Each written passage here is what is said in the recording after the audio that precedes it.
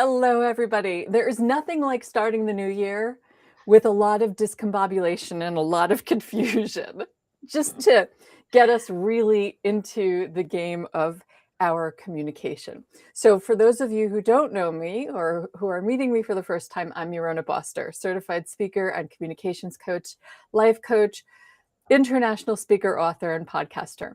I love helping people communicate with purpose and integrity with themselves and all of those around them. So before our guest introduces herself, I have a request for anyone listening or watching. As this series continues, I'd like your input for communication topics that really interest you. As I always say, communication runs deep. In fact, it is the behavior by which we show up in the world. So don't be afraid to stretch the limits of where and how it shows up in your life. And please feel free to DM me any of your ideas, drop them in the comments, or even email them to me at yorona@yoronaboster.com. All right, let's jump right into our conversation. Jenna, before we get started in our conversation, would you tell our audience a bit about yourself? Yes. Hello and Happy New Year, everyone. My name is Jenna D'Annunzio, and I am a holistic business mindset and success coach. I'm an author and a speaker as well. And I am very blessed to have met Yorona in our communications and our connections through Jim Britt's Cracking the Rich Code book series. So it is just all the connections and the communications and staying connected to one another through that incredible experience is really, I'm very grateful for it. So. Me too. Same here. I love connections. Honestly, you never know what you're going to get. And something that I try to tell people all the time is that, in fact, it's tattooed on my body. The doors we open and close each day decide the lives we live. Oh, that's beautiful. And when we open the door to possibility, to connecting with people, we never know where that's going to take us. So I always say it's your opportunity. You get to either take the opportunity or walk past it, and you never know what's going to happen. So let's get started on our conversation. Jenna and I were talking about the new year, right? And we really wanted to jump into a conversation about our internal dialogue. And I'm curious, Jenna, from your point of view, how do you see a person's internal dialogue influencing their external communication, especially as they move into a new year and they plan out what growth and intention and what this new year is going to look like for them? Yeah, absolutely. It's such a great question. Our inner dialogue, it's truly it's everything. It is who we are. It is how we think. It is the words that we say. It is how we show up in the world. It is because our inner beliefs, which truly our beliefs are our dialogue, what we're saying and we're thinking, our beliefs drive our behaviors, and our behaviors drive our results. And so the belief that we are energizing, that we're saying, whether it's even in our head or that we verbalize out loud, those beliefs have a direct correlation with the behaviors that we exhibit. And so when we talk about setting goals and getting ready for the new year and resolutions and all those things that start off really, really exciting, even if we're writing those on paper, creating vision boards and all of the things, right? Workbooks and those big calendars up on the wall. If our inner dialogue, if our inner voice is still being energized by a limiting belief, then the behaviors that we get to do in order to see the success that we really are so deeply seeking will not be those of creating favorable conditions. And therefore, we won't get the results that we want. Yes. And I think I want to get really particularly targeted on some of those inner beliefs that we, especially some of the, I should say, some of the limiting beliefs that tend to come up a lot. For instance, when we're making like new goals for the year, A lot of times, one of the biggest pieces of self-talk is that pressure-based self-talk. I must hit every target, every goal I have, or I'll fall behind. Right. And this pressure-based self-talk really has an impact not just on ourselves, but it leaks into the conversations we have with others. Of There's course. often a lot of pressure of urgency, micromanagement, or impatience that comes across because we're saying to ourselves, I must do this, this must be. And so therefore, anybody who surrounds me and who's supporting me, who's helping me, who's working with me, collaborating, any of those things, we can come off sounding very demanding or short-tempered because our inner critic is super loud. And it's Yes. saying, oh, I got to do this. This isn't and it comes from a place of pressure, which is very different than a place of intention. Mm. Can you Yes. talk a little bit more about that? What is intention? Intention transforms thought into matter. Intention transforms thought into matter. I always tell this particular story because not only is it kind of funny, but it's also everybody's experienced it. When I was expecting with our third, I realized, okay, we're going from a family of 4 to a family of 5, and so we needed a bigger car. It was just the natural progression, right? And so I'm looking around, and I'm asking some friends, hey, do you like your car? What do you guys think? And at the time I had a Kia, and one of my friends had said, oh, they just came out with a Telluride. This was 7-8 years ago.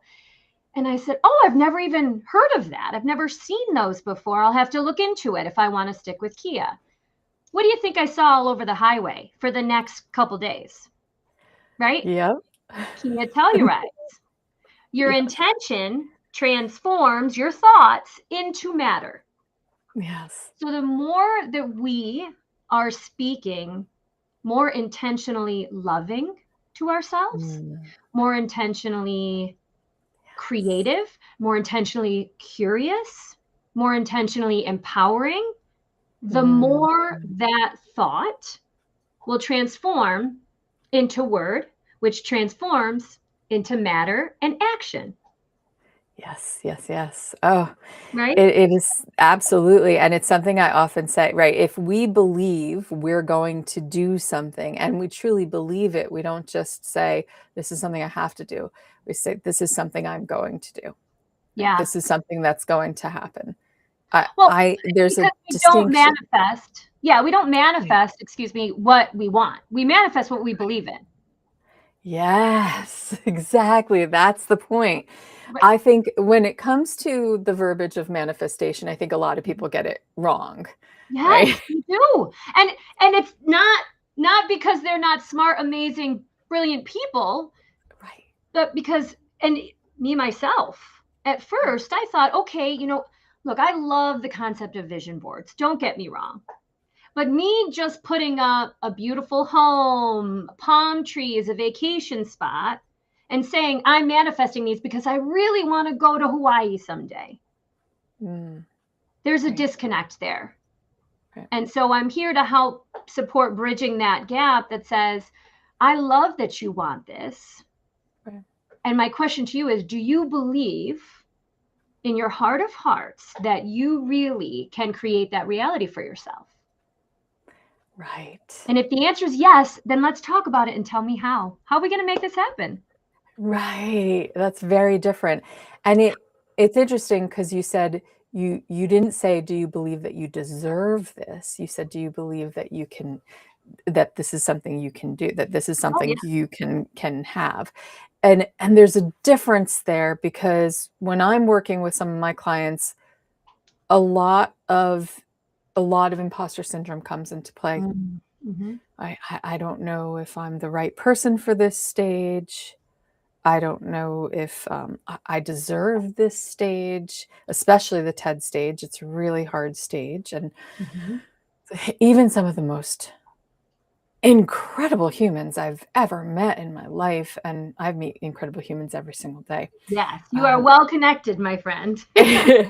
And there is still a lack of belief in the Yeah. depth, in the deep recesses that shows up in a lot of their inner talk. One of those, and I want to go back to this because I think inner dialogue is so vital. Yeah. One of those other things is guilt. Mm. That guilt-driven self-talk that says, "Oh, I didn't do enough last year, so I need to make up for it this year," or "I didn't get to where I thought I was going to last year, so maybe I'm not even deserving of getting." So now I'm looking at what it is I really want to do, and now I have to be what they call realistic with themselves, but really that's minimizing, not Yeah. necessarily reality-based, but rather, let me be more minimalistic about my expectations for myself, Mhm. because there's a guilt associated there. There's these and then the conversations they have with others can carry a lot of undertones of apology and defensiveness or self-depreciation, and then we end up unintentionally burdening others with our unresolved guilt. Sure. So Yeah, it's we're either not we're resolving that. projecting externally or we're ruminating internally. Yeah. Yeah, yeah. Yeah. And a lot of and what's very interesting about guilt is that I think about trying to reframe it as accountability. Mm.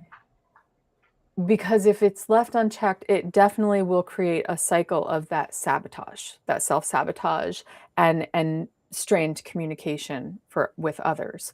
Mhm. But really, if we look at it as accountability instead of guilt, like, "Oh, I feel so bad I didn't do this thing," versus, "Okay, I didn't do this thing. Mhm. Let me reassess this thing and Well, let figure me see out what's what true, I'm a." what's really Yeah, true versus exactly. what is my ego thinking mind that eases my Mhm. greatness out that we all have? Yep, exactly. What are those stories? I often tell my clients, if you do nothing, just ask yourself when you start to have all sorts of these negative feelings, upset, frustration, anger, guilt, worry, doubt, fear. I want you to ask yourself, what do I know to be true right now? What I know to be true is maybe in 2025, I did not hit one particular goal. But what else do I know to be true as I self-reflect on that year? Mm, Did yeah, I do everything that I could in order to create favorable conditions to hit those goals? If the answer is yes, then you have an opportunity to say, I did yeah. everything I could. And there were obstacles that were completely outside of my control Mhm, that unfortunately got in the way. If the answer is no, mm, then oh, what can I do differently then? Right? And yes, this is all an inner dialogue. it is. Yeah, It's a surrendering of what we can't control yeah. and tapping into the greatest expression, the greatest intentional expression of our higher self to say, all right, you know what? I didn't hit it, but guess what? I can't change a darn thing about that. Yeah. All I can do is focus on the here and now and holding on to that guilt, to your point, Mhm. only kind of brings that it reminds me of an interesting aspect of confirmation bias, Mm, right? Where yes. it's not just putting ourselves in rooms or reading material or listening to podcasts that confirm what we already believe, but it's actually the beliefs that we're and the stories we're telling ourselves. So if Right. we're saying, I didn't show up, I didn't do a great job in this Mhm, area, you're going to continue, you being the proverbial you, of course, to find right. all the ways that you didn't do a good job and bring that into the new year, bring that into the new day. Yes, and quite simply, what I say to people, and I say this to my clients all the time, what you focus on grows.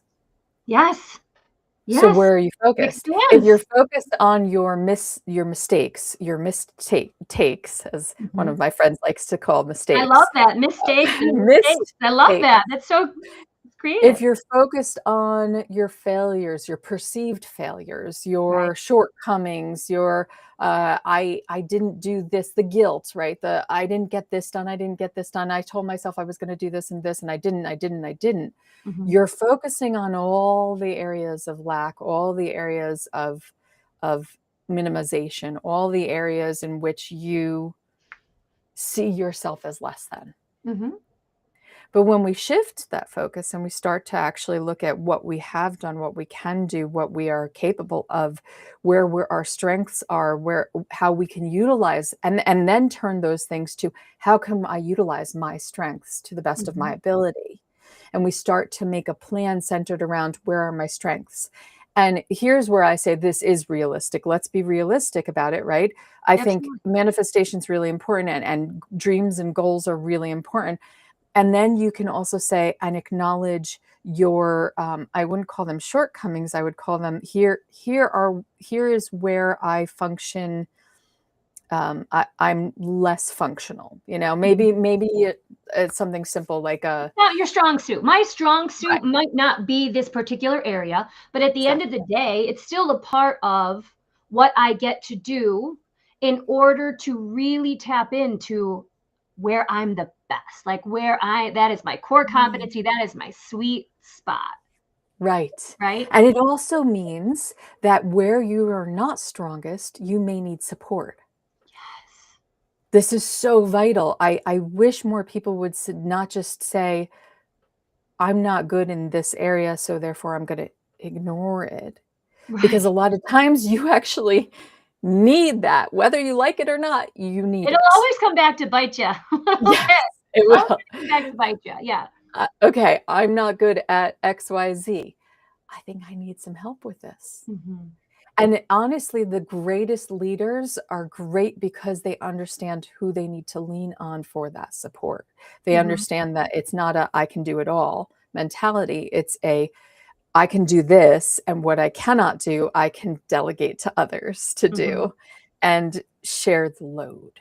I think that's really hard for a lot of people, especially people who are very ambitious for themselves, who are very, driven to want to do something. They do have a very hard time.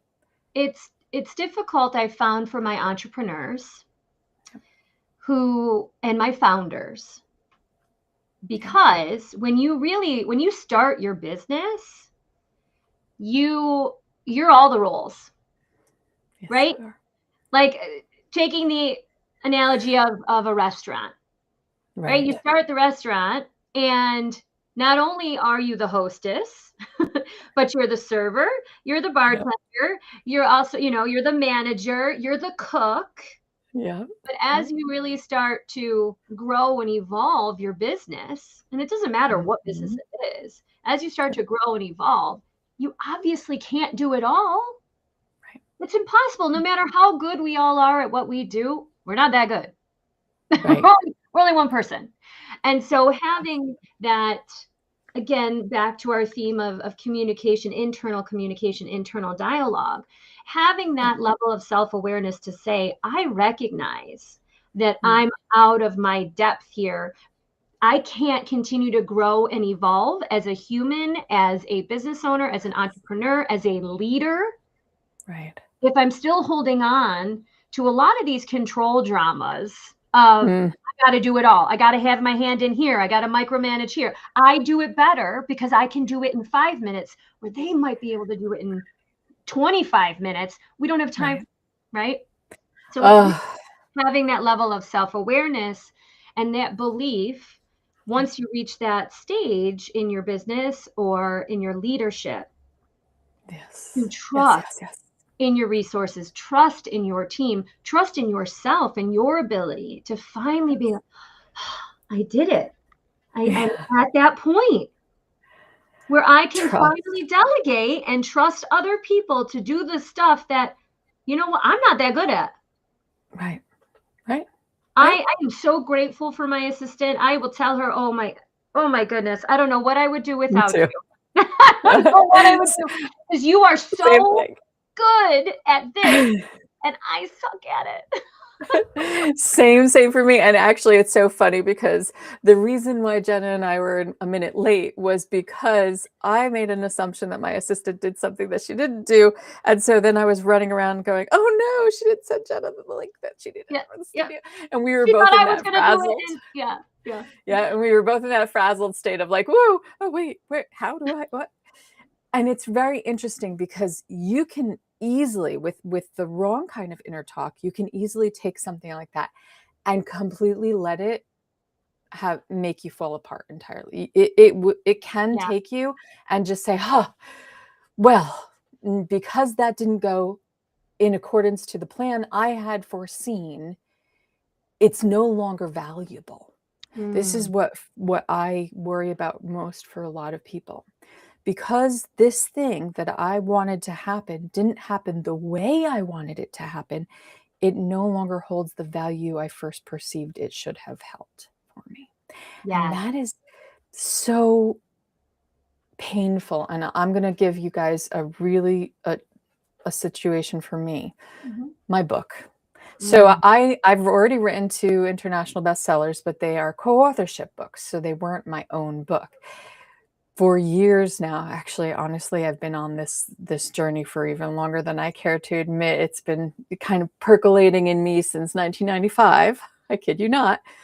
It has been percolating, but yeah, the ideation of the book only started a few years ago. But when I first thought of it, I said to myself, "Oh, I'm going to do this and I'm going to get this book done now."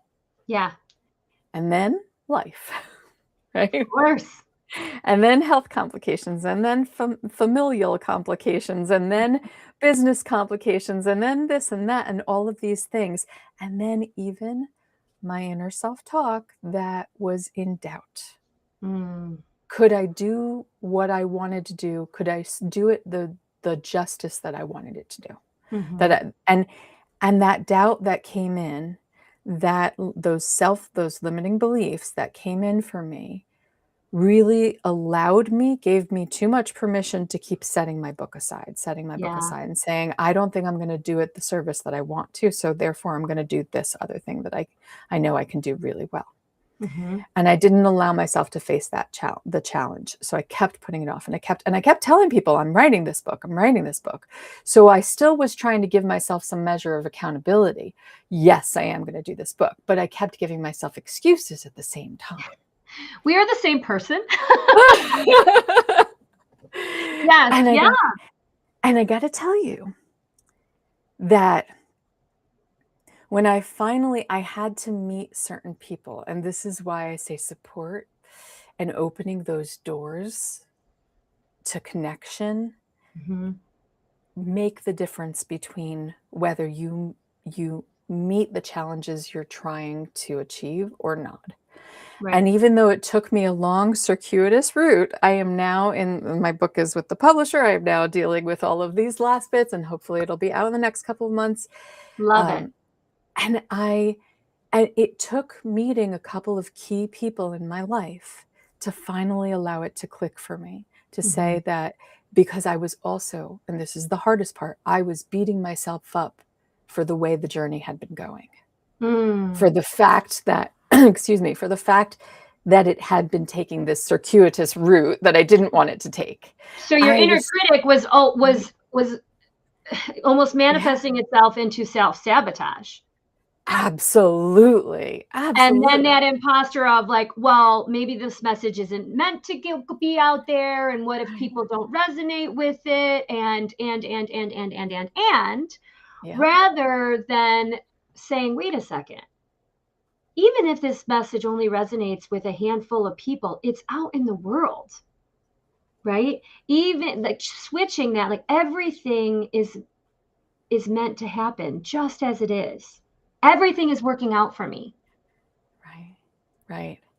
But it's hard to realize that when you look at your journey and you beat yourself up for the past mistakes you've made. Yes, of course. When you look at It's your the journey and you biggest. say, "Oh, this didn't go how I was originally thinking." I was over here at the starting point thinking this is exactly how it's going to go, and it didn't go that way. And whether that was from my own things that I did to myself, or externalized circumstances that I Right. couldn't control. It's a both and, right? It's a both and. It's It always a wasn't an both. either or. Right. It was the management of your mind, or with love, the lack of management of your Right. mind, and external factors, because we can't discredit the fact that life happens, kids, sickness, Absolutely. health, family, those are real. So many And things. Yeah. we also don't have to kind of let that break us. And Right. you're talking about something that I'm such a firm believer in doing our best to master, and that is the concept of non-attachment. Oh. Non-attachment to people, places, experiences, and situations that are outside of our control. And that is one of the biggest, what I call hard easies, which is every day we face a series of life decisions, right? 30,000 of them, I think, scientifically. But doing what appears to be the hard thing first so that our life gets easier in the end. It's a similar concept to James Clear's Atomic Habits. If anyone, I'm sure many of you have read it. And that remaining non-attached to people, experiences, events, and situations that are outside of our control, right, is one of the biggest, if not the biggest, life lessons that we can learn and energize as often as possible. What do I have control? And am I holding on to something that is completely outside of my control? Right, right. And this is really important. With non-attachment, we're not saying, because I agree with you, I'm right there with you. We're not saying not caring. There's a huge distinction between not getting attached and not caring. Yeah, that's apathy, right? When a lot of people are saying, I'm detached. No. No, you're not. You're completely attached, or you're non-attached. Non-attachment, and I'm so glad you said that, so thank you. It's the ultimate form of caring, actually, because it's saying, wait a second, I love myself too much to continue to stay attached to something that is completely outside of my control. I'm staying attached to this external factor. Yeah. That does have a big role in a big barrier to for me to cross in order for this book to come to fruition, or, the weather. I mean, how many times are we like, traffic, pulling your hair, I'm going to be late, technology. Right. One of the first times I ever went LinkedIn Live, complete failure. I was panicked, right? No. I was so attached to that outcome that I was like freaking out, and you can start to feel that anxiety build. Yes. Your heart races, you start sweating, your stomach hurts, right? That is attachment. So even like giving yourself permission to say, what shows up for me? What is happening in my body where I realize I'm so attached to something that I don't have control over? And how do I practice non-attachment? Right. This is this is so hard for so many people, because it's it requires you to be present. Yes. And a lot of people struggle with their presence, because they're more often than not, almost all of us are caught up in the cycle of revisiting the past, even if that past just happened. Right. Or worrying about the future. Mm-hmm. True presence actually gives you that perfect balance of non-attachment with care, with the understanding and empathy, with empathy for yourself and with empathy for others. Yet we are, and of course nowadays, because we're so overwhelmed with so many things that can easily distract us, it's harder than ever to maintain our presence in the moment. The biggest heart easy, 9 times out of 10, when we start to feel anxious, overwhelmed, fear, doubt, worry. This is why I always say, what's going on for you? What would love do now? What do we know to be true in this moment? Once you realize it, overwhelmed, you're frustrated, you're angry, you're upset, you're worried about something that, to your point, either happened 5 minutes ago, 5 years ago, or hasn't even happened yet. Exactly. Rarely in the moment, in the here and now in time and space, does it warrant all of that upset, all of that negative feelings that are coming up. Right. Right. So a lot of that inner dialogue looks as simple as, I am here now. There is only now. I am here. There is only now. There is only now. And it's a beautiful, beautiful thing. And I do want to talk about some of that internal dialogue, that self-talk, about our hope-filled internal talk, that saying things to ourselves like, this new year could bring new opportunities if I stay open. Because hope translates into encouragement and optimism and a contagious belief in possibility. So when we do that, our hope inspires others because it models resilience. And that is so valuable for other people to see. When I have hope, even as other people are telling me the world is burning, everything is horrible, we're going to be in war, this, that, the other, right? Hope, which is all real, right? We're which not is all discrediting real, right? the reality of it. Right. And we're not right? in that toxic positivity situation. We're talking about hope is powerful. Yes. But it also needs grounding in action. Yes. Otherwise, it risks becoming that wishful thinking without any follow through. So one of the things, okay, I'll give you an example. I have a life coaching client, because I do my life coaching work and I do my speaker coaching work. And I have a life coaching client who constantly talks about all the problems going on in our country and our world and all the, and oh, it's just, it's pointless, it's awful, it's blah, blah, blah, blah, blah. I say, and we talk about, well, but what's in your control, right? What he wants to do something, but he's not a politician. He's not he's not in those things. So I said, well, what can you do? Ground your hope in action by doing something that gives back. You know that you can't make a policy change to help other people, but how can you help other people? You want to help. So how can you do that? And we talked about him doing volunteer work and things like that, things that are in his control to do, like volunteering in a food pantry or a soup kitchen, or, going to help at homeless shelters, all of these things that we actually can do that inspire hope in others. Because what other people need who are downtrodden, who are having difficult times, is the hope that other people care. They need to hope. They need to have the belief that other people care about their difficult moments. And when they see that in action, it changes the nature of everything, and it changes our intention-driven self-talk. And your hopeful, creative, loving energy is emitted into the world. That emotion, that hopeful emotion is energy in motion. Yes. So you want to get out there, put your emotion, that passion to support and help others, because you're seeing in other places that it's not happening. Put that energy into motion. And it starts here.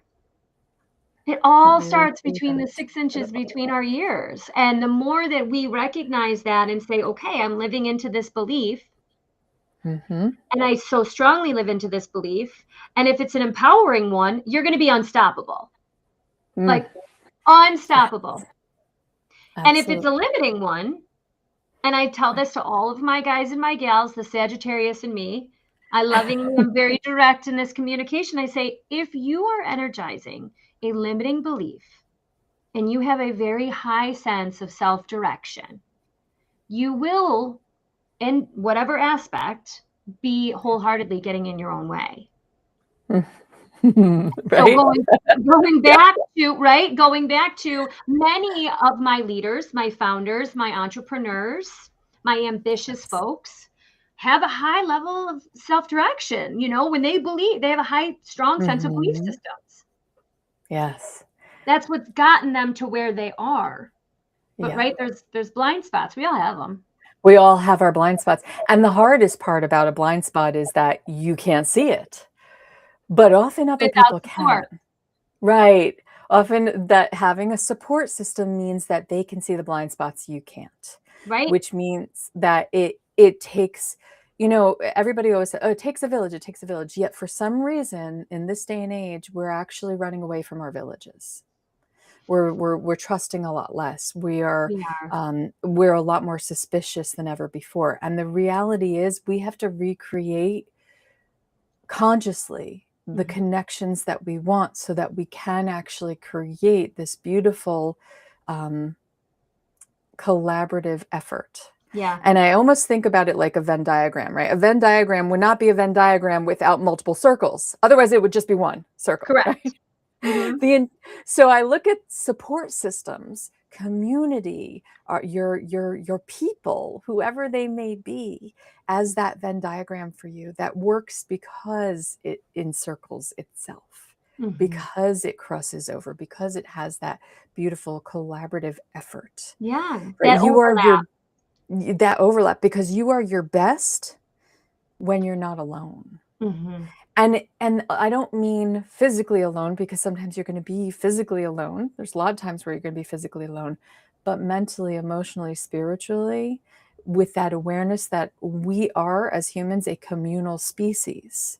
Mhm. Yes, we're autonomous beings, but we're a communal species. Correct. If you run away from the communal side of things, you do yourself the greatest disservice and you do not live up to your full potential as Right, an autonomous being right. because you're not banking on the resources you actually have surrounding you. Well, and because as an autonomous being who all have an ego thinking mind, Yes. right? Who loves to rule the roost.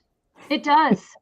Yeah, It loves to rule very the true. roost and find all the different ways. That's why we have it. It's there purely for Yeah. survival. It's the old guy on the block, right? That's Yes. why we Oh, call it the reptilian brain. So if we choose to just have that, live in that autonomous, solo, lone wolf type status, mhm. more times than not, will fall prey to that ego thinking mind that finds all the ways that things aren't going the way that I want. There's not enough Yeah, people to talk to. There's not enough money. There's not enough time, right? I'm not good enough. The things I want, I cannot have. You right. know, I don't belong. And I you just hit on something too that I want to kind of end on Okay. time. Yes. I want to end on our inner dialogue of time talk Yes. because it's one of the greatest places where we put pressure. Mm. I don't have enough time for this. I don't have Mhm. enough time for this. I don't have enough time for this. Time is what we actually make it. We do. It is. We can make our time the most for ourselves. Mhm. In fact, I always try to get people to understand that the fallacy of being a multitasker is it's way overblown, right? We pushed way beyond. Oh, I used to get called by other people a one-woman marching band. And I used to take that as a compliment. Mhm. Once upon a time, I took that as a compliment. My old, as an agency administrator, my old agency, like my counterparts in other agencies would be like, "Oh, Yorona, you're so incredible. You're like a one-woman marching band. You do all those things." And I thought it was a compliment because, yeah, I could get all these things done. But what I realized was that I wasn't doing it with the best of my ability, to the best of intention, for the best of intentions, It's and for the best impossible. for me. It's It impossible. wasn't good for Yeah. me. Just because I was running around like a chicken with my head cut off and balancing all of these Burning the things candle at both ends. Yeah. didn't mean it was healthy for me. And it's one of the reasons why I ended up with so many health complications because I was trying to do that. Because we have this terrible fallacy that we can do things, we can do many, we can focus on so many things in a given time frame. When the Mhm. reality is we are much better as a species, as the way our design is, to focus on one thing and then move on to the next thing. And when we do that, we are our most present self. Yes. So time isn't about trying to crunch in as many things as you can. It's about taking that time with intention Yep, being intentional. and saying to ourselves, I am going to focus on this one thing with all of my intention, with all of my presence. We get it done better, More efficient. more efficiently, with all of ourselves, with Yeah. every part of who we want to be in We have that thing more that we're fun trying to doing get the done. things. We have more enjoyment. There's so much more value we get from doing one thing at a time. Absolutely. So if Absolutely. I can leave people with anything, and I'm going to have you leave one last thought after I say this, make your time matter by Mhm. being present and true to it in Mhm. each given moment. Yeah. And I would love for you to add one last thing before we go. Yes, yes. Um, One last quick thing is a reminder of how the law of creation. The law of creation states that we truly create our own reality through thought, word, choice, and action. So the inner dialogue, there's a lot of external factors that we can't create, that we can't control, right? But what we can control is how we choose to think about it, speak about it, and respond to it. It's our responsibility on how we want to do that. And so, as you go into this new year and embrace it, tell yourself every day that everything is always working out for you. No matter what, everything is always working out for you. And it'll be a game changer. I love that. Thank you. Oh, this Thank was such a you. beautiful, wonderful conversation, Jenna. Thank you so much for being here with me and Thanks for exploring this having me area. for your, And I your hope, season 2 kickoff. It's awesome. woohoo! And I Yeah. do hope that everybody has picked up any of the gems that we've been throwing out there for you and really sit with it. Yeah. Take your time to sit with all the things we've discussed today and what they mean to you. Mm-hmm. So you can truly individualize and conceptualize how you want this year to go forward. Yeah. And Thank if there's any questions, just chat us you. about it. Absolutely. We'll be Yeah, on we'll be absolutely. on the thread. Absolutely. Without a doubt. All right. On that note, we are going to head out. Oh, we just get one final comment in here. First Oh, to comment, I love the talk. And I got a question. So we do have one last thing. What do okay. you think is the end goal and meaning of life? The end everyone knows. You have thrown us a loop and we've got to go. But this is a really great question to ponder. Yes. The end goal and the meaning of life. I will just say one thing. I think we are all here for a purpose. Yeah. Whether we know what that purpose is or not, before the end of our life comes, we have purpose. And here's something I tell to a lot of my clients who are struggling with their self-worth.